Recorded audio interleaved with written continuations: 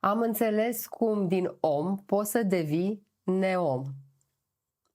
În căutările mele spirituale și din dorința mea de a mă dezvolta cât mai mult, am dat peste o persoană care știa să manipuleze foarte bine energiile.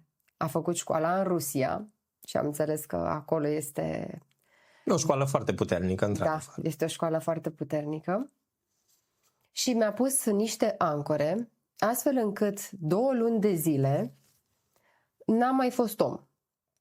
Nu puteam dormi, nu puteam mânca, nu puteam respira. La ora 9 dimineața mi se activa, parcă mi se punea ceva pe suflet. Până la 9 respiram normal, după 9 mi se bloca ceva și nu mai puteam respira.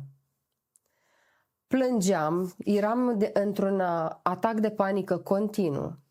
Am fost la preoți, am fost la curățări, am fost la dezlegări, am făcut tot ce știam eu, curățări cu oul, curățări, Doamne, nu știu, le-am încercat pe toate. Nimic nu a funcționat până am ajuns la o tipă care fusese inițiată în anumite arte și ea a văzut ce s-a întâmplat și ea a reușit să-mi taie acel string, dar efectiv am simțit fizic, mergând la ea, am simțit fizic cum din ombilic și până în al 3-lea ochi, un fir fierbinte.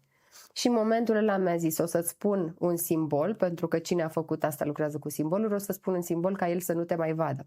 La 12 noaptea i-am trimis ei mesaj pentru că l-am visat și l-am văzut exact cum arăta și exact ce era dincolo de formă. I-am văzut energia. Din momentul ăla n-am mai avut niciun fel de problemă.